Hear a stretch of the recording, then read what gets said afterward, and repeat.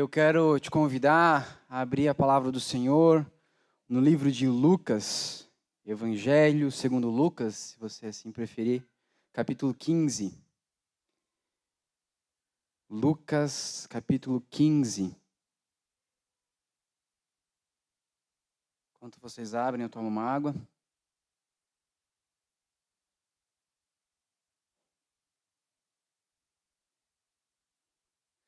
Lucas, capítulo 15. Você que encontrou pode se colocar de pé. Nós vamos ler do verso 1 até o 3. Depois nós pulamos lá para o 11. Você que não estava aqui no domingo passado, nós iniciamos uma minissérie de pregações que serão três pregações, todas em cima dessa parábola, a parábola conhecida como a parábola do filho pródigo, mas como nós já vimos, não é o melhor nome para ela. Mas nós vamos continuar então essa série hoje. Nós vamos ler do verso 1 até o verso 3 e depois do verso 11 até o 32. A palavra do Senhor diz assim: Todos os publicanos e pecadores, aproximavam-se dele para ouvir. Mas os fariseus e os escribas o criticaram, dizendo: Este recebe pecadores e come com eles. Então contou-lhes esta parábola. Lá no 11 agora. Disse mais: Certo homem tinha 2 filhos. O mais moço disse ao pai: Pai, dá-me a parte dos bens que me cabe por herança. Então o pai repartiu seus bens entre eles. Poucos dias depois, o filho mais moço, juntando todas as suas coisas, partiu para um país distante e lá desperdiçou seus bens, vivendo de modo irresponsável. E depois de gastar tudo, houve naquele país uma grande fome, e ele começou a passar necessidade. Então se colocou a serviço de um dos cidadãos do país, e este o mandou para os seus campos para cuidar de porcos. Ele desejava encher o estômago com as alfarrobas que os porcos comiam, mas ninguém lhe dava nada. Ele, porém, caindo em si, disse: Quantos empregados de meu pai têm fartura de comida, e eu estou aqui, passando fome. Vou me levantar, irei até o meu pai e lhe direi: Pai, pequei contra os céus e contra ti. Não sou mais digno de ser chamado teu filho. Trata-me como um dos teus empregados. Levantando-se, foi para o seu pai. Estando ele ainda longe, seu pai o viu. Enchendo-se de compaixão e correndo, lançou-se ao seu pescoço e o beijou. E o filho lhe disse: Pai, pequei contra o céu e contra ti. Não sou digno de ser chamado teu filho. Mas o pai disse aos servos: Trazei depressa a melhor roupa e vestiu.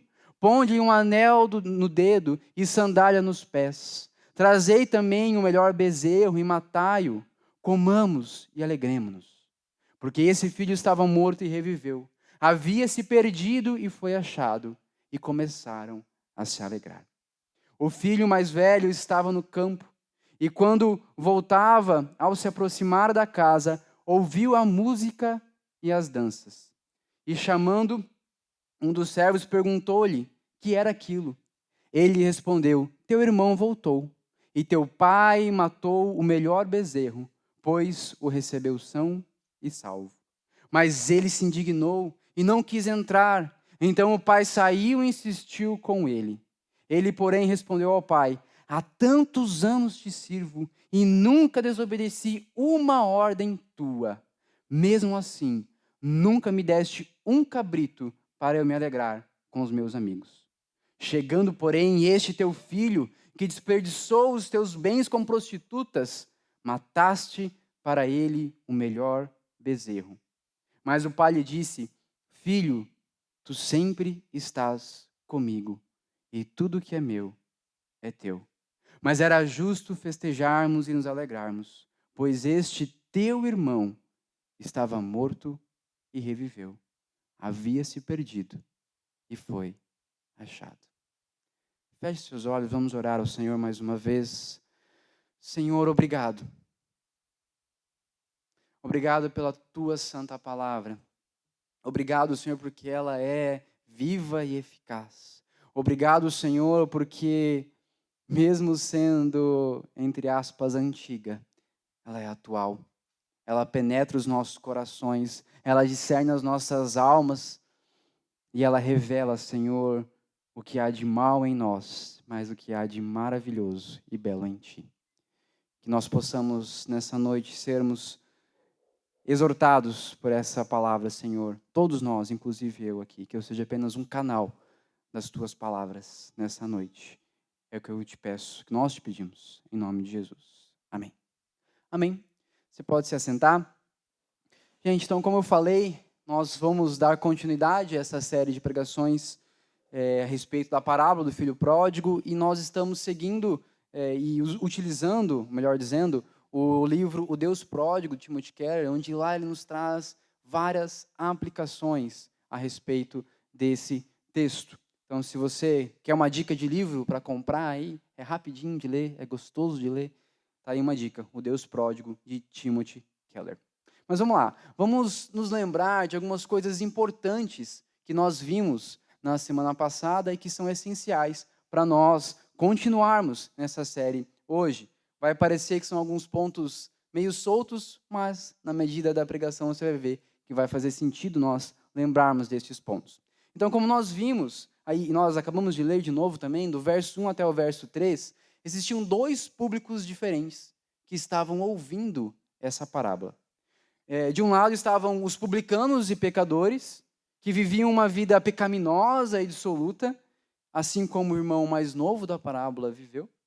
E do outro lado nós temos os fariseus e escribas, que faziam tudo para seguir cada vírgula da lei, assim como o irmão mais velho da parábola. Por fim, nós vimos que a figura do pai nessa parábola, ela representa o nosso Deus e Pai.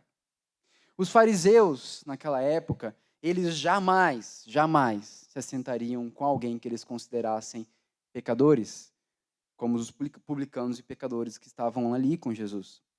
Para você ter uma noção, quando eles voltavam do mercado de comprar as coisas, eles sempre tomavam banho. Não era uma questão de higiene, era uma preocupação de, será que eu encostei naquela cebola que o pecador encostou também?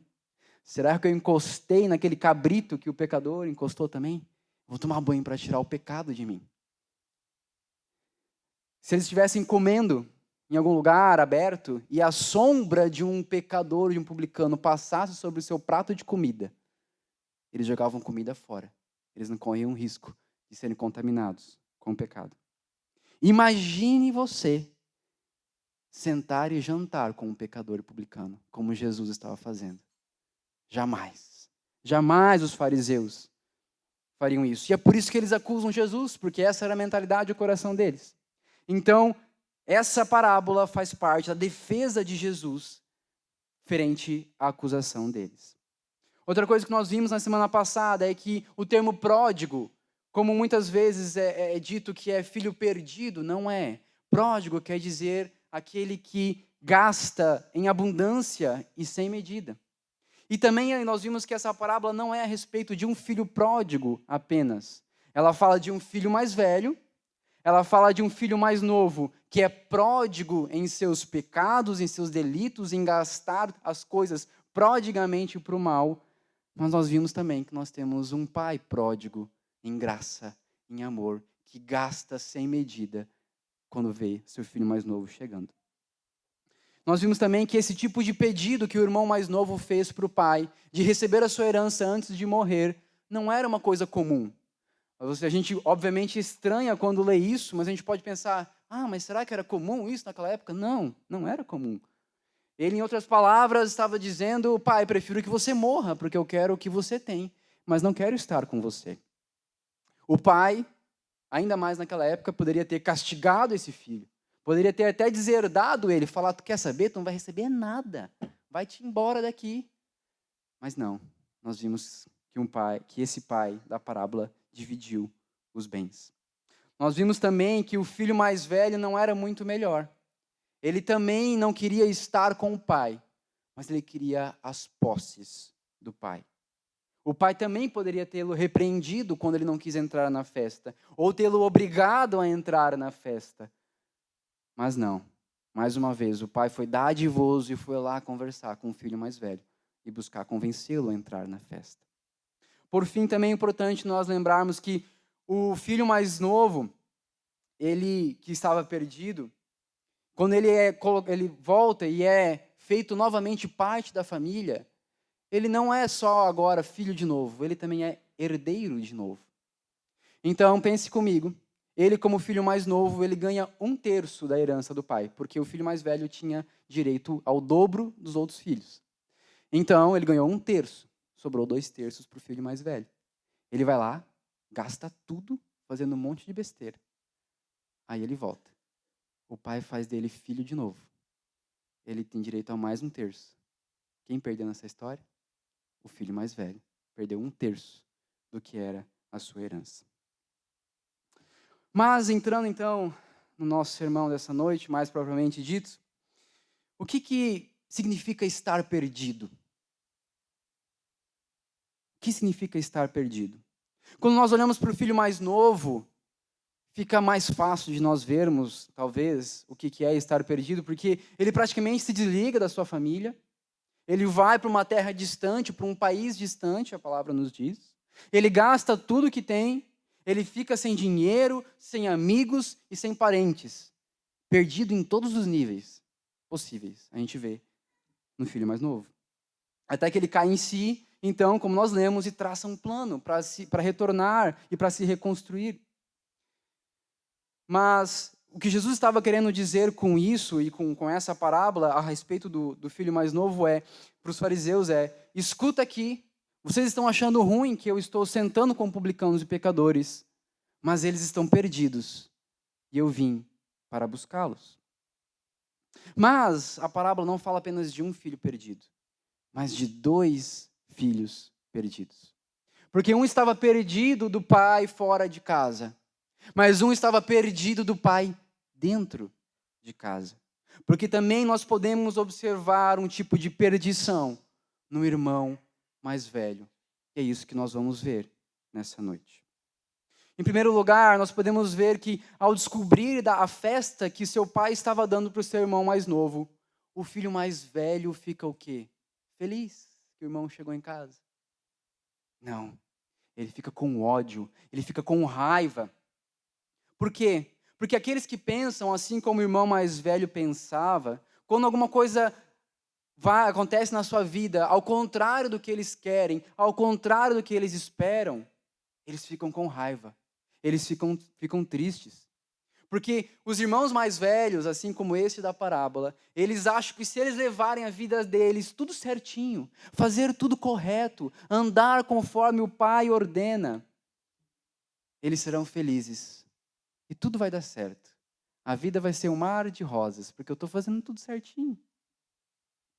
Se você é o irmão mais velho e acha que está vivendo de acordo com os padrões de Deus, mas algo dá errado na sua vida, você fica furioso com Deus. Você olha para Deus e fala: Deus, eu não mereço isso. Eu estou fazendo tudo certinho. Eu não mereço esse mal. Ou também, em contrapartida, se as coisas dão errado na sua vida, e se você é o irmão mais velho, e você sabe que está em pecado, você fica arrasado. Você se cobra até o último segundo da sua vida. Os irmãos mais velhos, eles são incapazes de lidar com o sofrimento, porque eles esperam o resultado da sua obediência.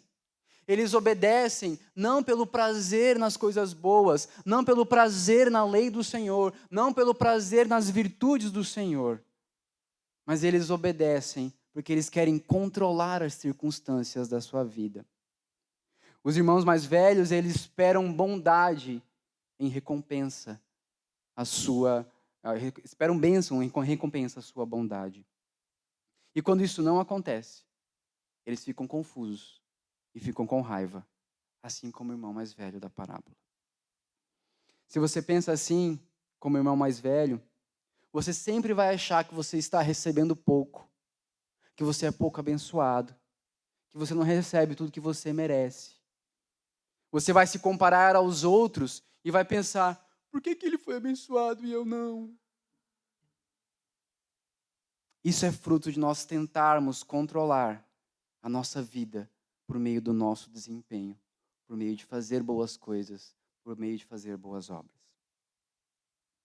O irmão mais velho também tem um profundo sentimento de superioridade em relação aos seus outros irmãos. Na parábola, o irmão mais velho, ele ressalta para o seu pai o seu histórico de uma vida moral ilibada e muito superior ao seu irmão que gastou a fortuna com prostitutas. Usando um linguajar até de desprezo, ele fala, esse teu filho aí, ele não considera como irmão mais. Fala, esse teu filho é teu, o problema é teu. Não tem mais nada a ver com esse cara aí. Os irmãos mais velhos, eles baseiam a sua autoimagem, seu próprio ego, no trabalho árduo, na retidão, em serem membros de uma elite, talvez, ou em serem extremamente inteligentes e espertos. Essa postura do irmão mais velho leva a um sentimento de superioridade em relação às outras pessoas. Aliás, o irmão mais velho, principalmente por meio da comparação e por meio da competitividade com os outros irmãos, é que ele se sente importante, é que ele se sente bom. Quando ele se compara com o outro, ele se sente bom. Essa justiça própria, além de criar uma diferença, umas classes, talvez até dentro da igreja, cria um plano pessoal sobre quem você deve ou não deve perdoar. O irmão mais velho, ele não consegue perdoar o irmão mais novo, porque ele comeu parte da sua herança. Porque ele desonrou o nome da sua família. Por que ele não consegue perdoar? Porque ele se julga a si mesmo incapaz de ser tão pecador quanto o seu irmão mais novo. Ele se julga superior e por isso é incapaz de perdoá-lo. O irmão mais velho, os irmãos mais velhos que existem entre nós, ou nós, né, incluindo, eles praticamente precisam de irmãos mais novos problemáticos para que eles possam se sentir importantes, para que eles possam se sentir melhores. Por isso, para esse irmão mais velho da parábola, quando seu irmão volta arrependido e muda a sua conduta, muda o seu coração, ele fica furioso. Porque isso também o coloca numa posição difícil dele se sentir superior, agora que seu irmão está se consertando. Se o irmão mais velho, o irmão da parábola, fosse sincero com ele mesmo, ele olharia para dentro do seu próprio coração e diria, eu sou tão egoísta quanto esse meu irmão. Eu não tenho direito de não perdoá-lo. Eu não tenho direito de não amá-lo assim como meu pai. Lendo essa história e lendo esse livro, eu lembrei de quando nossa família descobriu que o meu pai tinha problema nos rins. E, para quem não sabe, ele na época tinha 40% da função renal e hoje ele tem cerca de 20% apenas dos rins funcionando. Eu lembro que eu fiquei revoltado com Deus quando eu descobri isso. Eu lembro que eu orava, Senhor, mas ele te serviu a vida inteira. Ele sempre foi pastor, ele nunca fez nada de diferente. Ele não merece isso. O Senhor está errado em permitir que isso aconteça com meu pai. E depois de um tempo, mesmo assim, eu orava, Senhor, ele merece ser curado. Ele é bom, ele te serve, ele é um servo fiel. E até hoje Deus não curou meu pai. Atualmente meu pai está na fila de transplante esperando um rim. Mas hoje eu entendo que não é por merecimento, mas é por graça e misericórdia de Deus, de acordo com a sua boa vontade. Nós continuamos orando, com fé no Senhor, mas é de acordo com a vontade de Deus. Não é por merecimento, não é por boas obras. E toda essa irritação e essa comparação da vida de um irmão mais velho fazem ele ter uma segunda característica, como nós vamos ver. O irmão mais velho, ele vive uma submissão marcada por medo e por falta de alegria. O filho mais velho, ele fica se achando, se gabando de sua obediência ao pai, mas ele não consegue esconder do pai qual é a sua motivação. Leia comigo o verso 29, que diz assim: há tantos anos te sirvo e nunca desobedeci uma ordem tua. Outras versões vão dizer: trabalhei para o Senhor, feito um escravo. Por mais que às vezes nós precisamos fazer o que é certo, mesmo que nós não tenhamos vontade de fazer, o que o irmão mais velho está dizendo aqui é que a sua obediência ao pai era basicamente resumida em cumprir obrigações. Ele não tinha prazer, ele não tinha amor, ele nem mesmo se sente feliz por fazer algo que o pai se agrada. Um escravo, como ele fala aqui, ele trabalha movido por medo das consequências do que vai acontecer se ele não fizer aquilo. No fundo, o irmão mais velho leva uma vida obediente por causa do medo e não por causa do amor. Herman Bavinck, na sua sistemática As Maravilhas de Deus, diz assim: o bem deve ser feito como um fim e não com a esperança de receber uma recompensa. Da mesma forma, o mal deve ser evitado pelo que ele é e não por causa da punição. Mas a obediência do irmão mais velho é uma obediência servil e relutante à lei de Deus. Enquanto alguém que é movido pelo amor, do contrário, tem prazer em buscar viver de uma forma que agrada ao Senhor. Por esse motivo, aqueles que são como o irmão mais velho, eles vivem debaixo de um peso esmagador, o peso das obrigações. Eu tenho que fazer isso, eu não posso fazer aquilo, eu tenho que ser assim, eu não posso ser assado. Eles se esforçam para parecer felizes para o outro. Olha como eu estou feliz em obedecer ao Senhor. Até às vezes feliz para eles mesmos. Por esse motivo, o irmão mais velho ele é inseguro quanto ao amor do pai para com ele. Não há dança e não há banquete no relacionamento do irmão mais velho com seu pai. Timothy Keller no livro vai dizer: enquanto você estiver tentando conquistar a sua salvação, controlando Deus com a sua bondade, você jamais terá certeza de que Ele o considera bom. Toda vez que algo dá errado na sua vida, você vai começar a questionar: onde será que eu errei? O que será que eu fiz para isso me acontecer? Quando outras pessoas te criticam, você fica arrasado. Quando teu pastor confronta o teu pecado, você fica para morrer. Pois você não tem convicção do amor de Deus por você. Então você precisa da aprovação dos outros. Você precisa que os outros olhem no seu olho e batam suas costinhas e falam: você é lindo, você é perfeito, você não tem problema nenhum, você é cheiroso. Eu te amo demais. Não podem falar nada contra você. E quando o irmão mais velho erra, ele sente uma culpa avassaladora. Mesmo que ele se arrependa e peça perdão para o Senhor. Mas talvez o sintoma mais nítido de um irmão mais velho que faz as coisas por obrigação seja uma vida de oração rasa e árida. Ou não há oração nenhuma na vida dessas pessoas.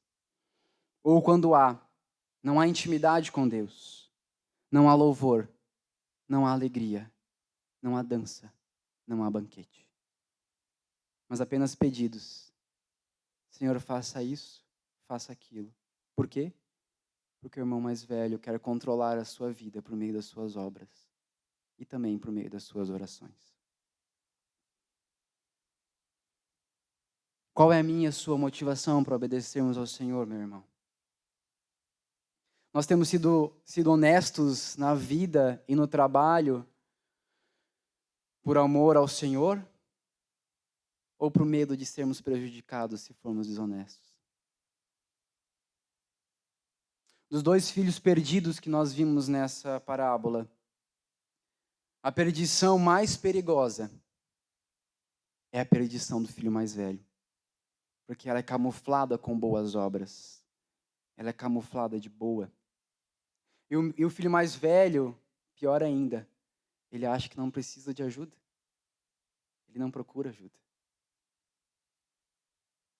Também por esse motivo, nós temos muitas pessoas que são como o irmão mais novo, por aí, nesse mundo, que nunca mais querem pisar dentro de uma igreja, por causa de irmãos mais velhos, moralistas, como esses.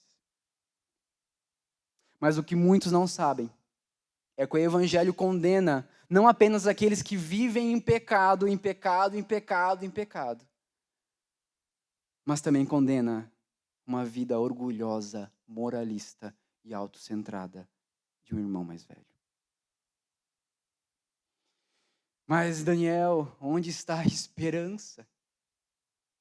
Se nós não podemos ser nem o irmão mais novo, nem o irmão mais velho, qual é a nossa saída? A gente não pode ser Deus também, que é o Pai? Qual é a nossa saída? Como nós podemos ser salvos, irmãos? Seja da postura do irmão mais novo, de viver numa vida de pecado, ou seja, da postura de um irmão mais velho, moralista, como que nós seremos salvos? Dessas duas posturas. Como que nós nos livramos do medo e da raiva para uma alegria, amor, gratidão no Senhor? Em primeiro lugar, para nos livrarmos disso, nós precisamos da iniciativa e do amor de Deus. O pai sai e se dirige aos seus filhos. O pai sai e manifesta o seu amor, esperando em que eles entrem e se alegrem com ele. O que motiva o amor do pai não é o arrependimento. Ele não deixa o filho mais novo terminar o seu plano de salvação, de se arrepender, e já o abraça com graça. E ele não espera o filho mais velho se arrepender, e ele insiste que ele se alegre com ele. Então, o que motiva o amor do pai não é o arrependimento, não são boas obras, não é o bom coração, não é nós vivermos conforme a lei, que vai fazer com que Deus nos olhe com amor e com graça. É o contrário. É o amor do Pai que facilita o meu e o seu arrependimento. É porque o Pai nos ama de uma forma pródiga, de uma forma abundante, cheia de graça e misericórdia, que eu e você podemos nos arrepender. Quando Jesus relata que o pai sai também em busca do filho mais velho, ele demonstra que os religiosos e moralistas também precisam da iniciativa e da graça de Deus, também precisam de salvação. Mas também ele demonstra que há esperança para os fariseus. A gente sempre fala muito mal dos fariseus, né? Às vezes acho que falta a gente se olhar um pouquinho no espelho. Digo por mim também. E há esperança para o fariseu. É ainda mais impressionante nós pensarmos que Jesus estava contando ali essa parábola para aqueles que haveriam de crucificá-lo, que haveriam de entregá-lo para Roma para ser crucificado. Ele demonstra com isso que Deus espera que eles se arrependam e participem das bodas. Jesus não é fariseu para com os fariseus. Nós também não devemos ser. Jesus tem amor para com os dois tipos de filhos. Nós jamais, então, poderemos nos achegar a Deus se Ele não nos buscar primeiro. E Ele pode fazer isso de modo extravagante e visível, como fez com o irmão mais novo, que saiu correndo em direção, que o pai saiu correndo em direção ao seu filho. Ou Ele pode fazer isso de modo silencioso, como fez com o irmão mais velho. Mas a boa notícia é, se você percebeu que está perdido, E se você percebeu que precisa voltar e se arrepender e voltar para o amor do Pai, isso significa que Deus está ao seu lado, te convencendo do pecado, da justiça e do juízo. Mas o que é arrependimento? A gente já ouviu, eu imagino, você já ouviu assim como eu, que arrependimento é orar ao Senhor com uma lista de pecados e falar os pecados que você se arrepende. Me arrependo por isso, por isso, por isso, por isso. Mas não é isso que significa se arrepender. Por mais que isso possa fazer parte de você se acertar com Deus e pedir perdão pelos seus pecados, está correto e bom fazer isso, mas não termina por aí. Porque às vezes nós nem temos consciência dos nossos pecados. O filho mais velho estava do lado de fora da festa, com uma lista de pecados praticamente vazia. Ele não tinha pecado nenhum, ele falou para o pai. Ele obedeceu tudo. Do que ele ia se arrepender na sua oração ao Senhor? Timothy Keller, mais uma vez, vai dizer: a principal barreira entre os fariseus e Deus não são os seus pecados, mas as suas deploráveis boas obras. Nós, em nossa posição de irmão mais velhos, nós precisamos nos arrepender sim dos nossos pecados, como eu já falei. Mas mais do que isso, nós precisamos nos arrepender da nossa motivação errada de fazer o certo. Eu vou repetir. Nós precisamos nos arrepender da nossa motivação errada de fazer o certo. Ou seja, por que nós fazemos o certo? Se esse porquê não está correto, nós precisamos nos arrepender. O fariseu, ele se limita a se arrepender de seus pecados. Mas o verdadeiro cristão se arrepende de tentar ser o Senhor sobre si mesmo.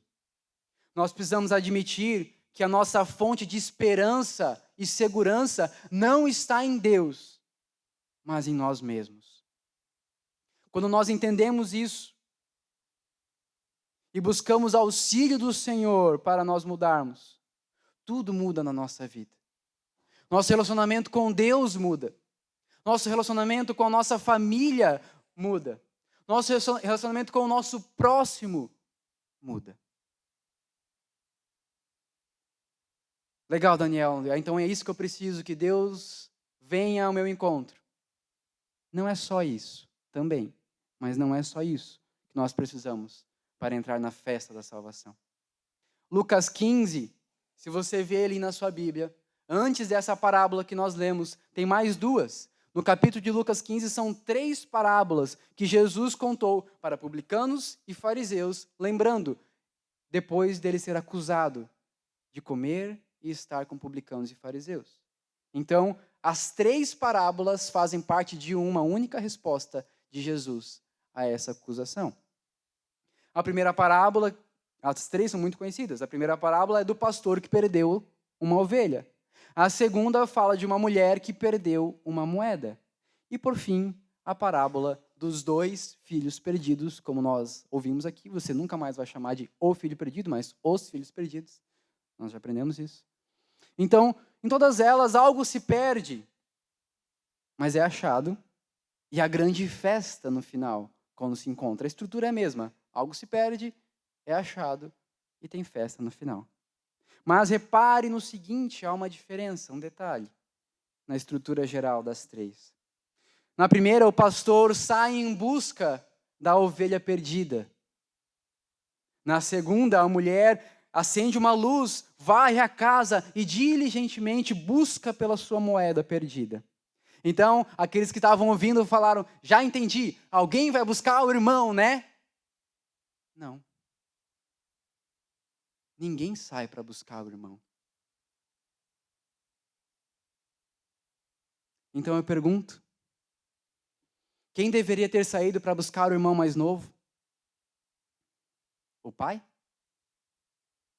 Não. Um servo, talvez o pai poderia ter mandado um servo. Não. Era o irmão mais velho que deveria ter saído para buscar o seu irmão mais novo. Algumas vezes, Eu digo por mim, um detalhe muito importante passa batido para nós nessa parábola. Se você vê lá no verso 12, a segunda parte diz assim: Então o pai repartiu seu bem, o que está escrito ali? Para o irmão mais novo? Não, entre eles. Ou seja, tudo que restou da herança já era do irmão mais velho. Só ele teria condições de pagar uma viagem para buscar o seu irmão mais novo. Ele deveria ir e resgatar e restaurar o seu irmão com compaixão. Com isso, nós vemos que o perdão sempre custa algo. O perdão, por mais que seja recebido gratuitamente por aquele que ofendeu, ele sempre vai custar algo para aquele que foi ofendido. Sempre. E nesse caso não foi diferente. A restauração do filho mais novo teve um custo para o filho mais velho, como nós vimos. Alguém teria que pagar. Não tinha jeito. Alguém ia pagar. Mas Jesus, nessa história, ele não apresenta um irmão mais velho que estivesse disposto a ir buscar o seu irmão mais novo. O pobre do irmão mais novo da parábola tem um irmão fariseu. Mas louvado seja Deus, porque não foi isso que aconteceu comigo e contigo. Jesus inseriu na história da parábola um irmão mais velho desvirtuado, para que eu e você pudéssemos ansiar e esperar pelo verdadeiro irmão mais velho. E esse irmão existe. Nós não precisávamos apenas de um irmão que fosse a um país distante. Mas nós precisávamos de um irmão que viesse do céu até a terra para nos salvar. Nós não precisávamos apenas de um irmão que estivesse disposto a pagar um custo limitado de uma viagem, ou de 1/3 da sua herança. Nós precisávamos de um irmão que pudesse pagar um preço infinitamente maior do que nós poderíamos pagar. Todos nós nos rebelamos contra o Pai. Quer seja como irmão mais novo, quer seja como irmão mais velho. E o que essa parábola está nos ensinando há um preço a ser pago, alguém precisa pagar. E para nossa alegria, para nossa esperança, o nosso irmão mais velho já pagou na cruz o preço da minha e da sua salvação. Em Lucas 19:10 ele diz: porque o Filho do Homem veio para buscar e salvar o que tinha se perdido. Ele foi despido para que nós pudéssemos ser vestidos com dignidade. Ele foi tratado como criminoso, para que eu e você pudéssemos ser feitos filhos de Deus, herdeiros com Cristo. Ele bebeu do cálice da justiça, para que eu e você pudéssemos beber do cálice da alegria da salvação nas bodas do Cordeiro. Não havia outro modo de sermos salvos. Somente quando nós entendemos e vemos esse preço pago pelo nosso irmão mais velho, nós podemos passar de ter uma obediência por obrigação e medo, para uma obediência com alegria. Deus passa a ser um pai amoroso e dadivoso, e não um chefe que exige regras, como os fariseus viam.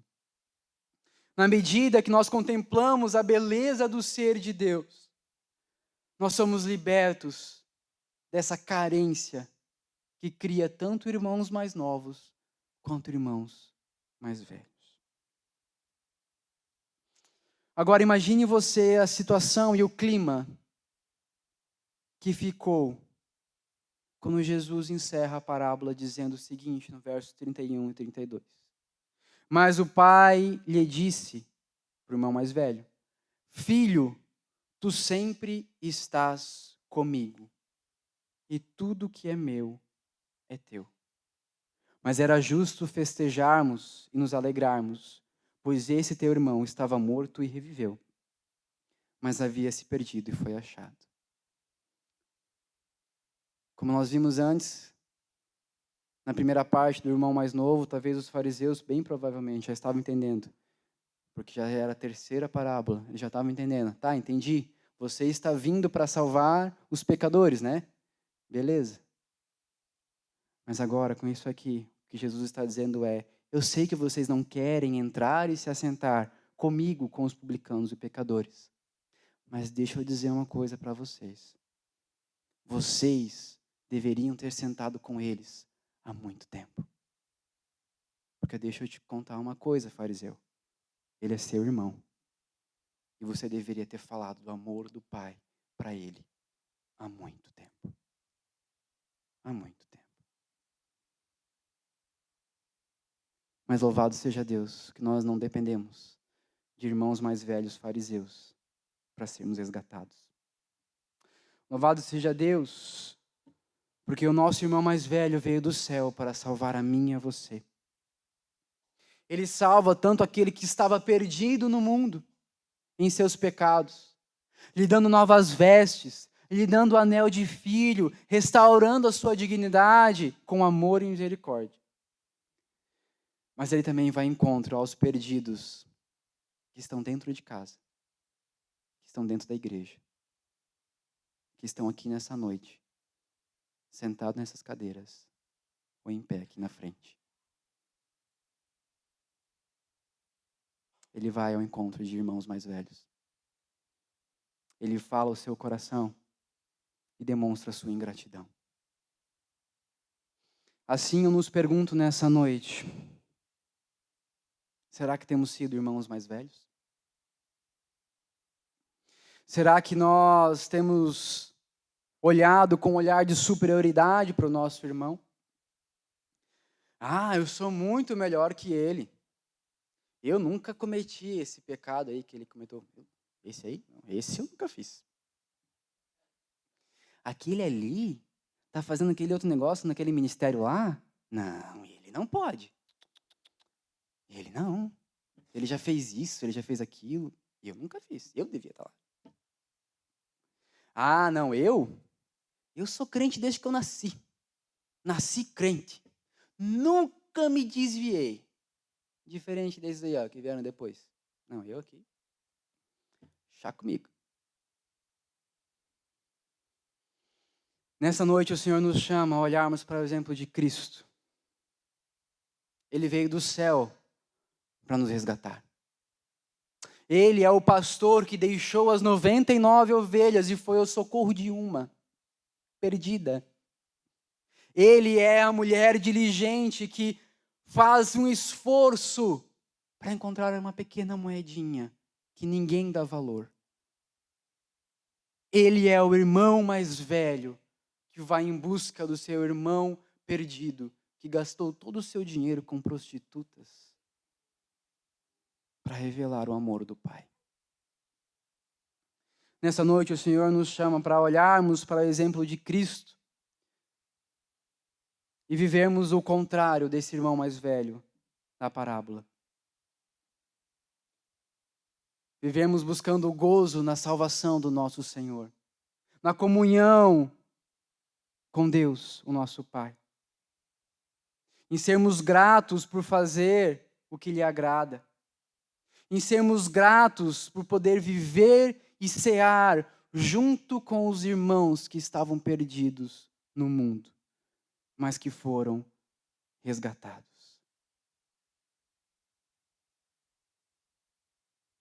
Não devemos fazer boas obras por obrigação. Não devemos vir ao culto nos domingos com medo de perder a nossa salvação. Mas devemos fazer em gratidão, em louvor ao Senhor que veio e nos salvou. Por fim, vou ler para vocês João 10, 14 a 16, diz o seguinte: eu sou o bom pastor, conheço as minhas ovelhas e elas me conhecem. Assim como o Pai me conhece, eu conheço o Pai. E dou a minha vida pelas ovelhas. Tenho ainda outras ovelhas que não são desse aprisco. É necessário que eu também as conduza. Elas ouvirão a minha voz, e haverá um rebanho e um pastor. Nós, a igreja de Cristo, a igreja do Senhor, nós somos a família de Deus nessa terra. Nós somos os irmãos mais novos do nosso irmão mais velho, maravilhoso, Senhor Jesus Cristo. Mas nós temos irmãos perdidos lá fora, que estão vivendo dissolutamente.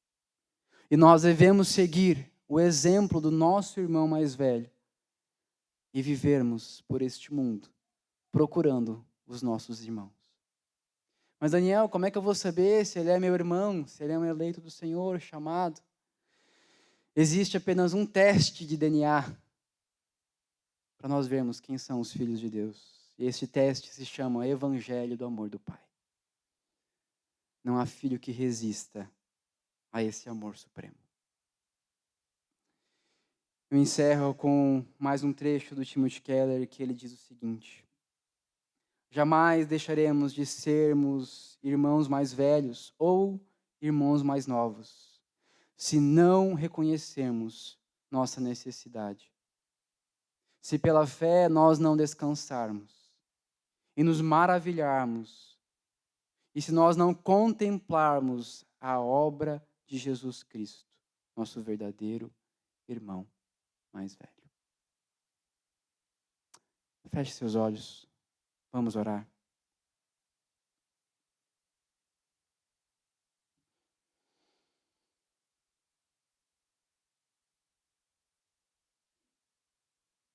Senhor, como é fácil, como é rápido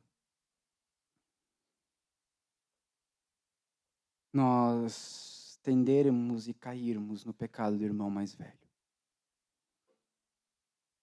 É a tendência do nosso coração, Senhor. E por mais que nós tenhamos sido alcançados por Tua graça e misericórdia, como Tua palavra diz, nós vivemos neste mundo e neste corpo, um corpo de pecado, um mundo de pecado. E nós rapidamente, Senhor, tendemos a nos acharmos merecedores. Nós rapidamente tendemos a nos orgulharmos, Senhor, por fazer o certo, por fazer o bem.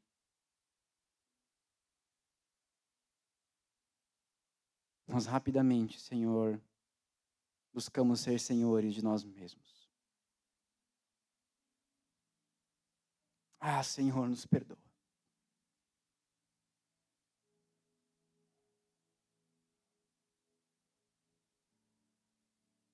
Perdão, Senhor, porque quando nos ajoelhamos para orar, na nossa boca só saem petições e petições e petições. Assim como o irmão mais velho, a única coisa que sai da nossa boca é: eu queria isso, queria aquilo, faça assim, faça assado.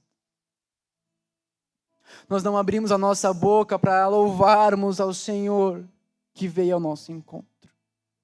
Perdão, ó Pai, porque nós não abrimos a nossa boca para agradecer pelo sangue de Cristo derramado na cruz do Calvário. Perdoa-nos, Senhor, porque nós não abrimos a nossa boca para louvar e agradecer ao Senhor por tamanha humilhação que o nosso irmão mais velho passou ao vir esse mundo, viver nesse mundo, morrer pela minha culpa, pelo meu pecado, pela minha prostituição nesse mundo vil e mau.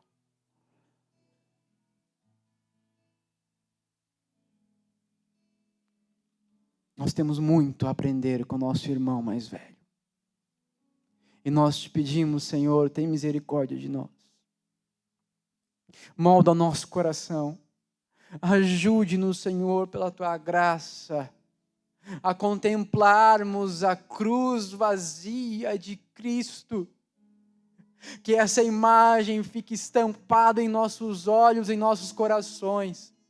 Que nós possamos acordar todos os dias e nos lembrarmos: o ar que eu respiro vem do Senhor. Tudo que eu tenho e sou vem do Senhor. Mas o mais importante de tudo é: a minha salvação vem do Senhor. Talvez, Senhor, nós não tenhamos dado crédito devido à tua salvação para conosco, porque nós não entendemos o quão perdido estávamos. Mas nessa noite isso ficou muito claro para nós. Nós estávamos perdidos, mas o Senhor nos achou. Se não fosse pelo Senhor vir ao nosso encontro, jamais voltaríamos para a casa do Pai.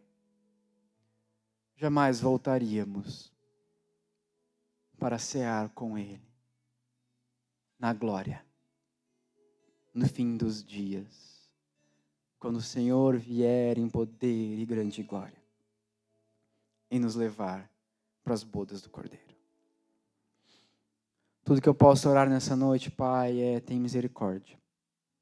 Nos ajude. Nos ajude.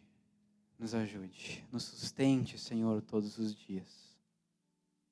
Esse é o nosso clamor. No nome de Jesus. Amém.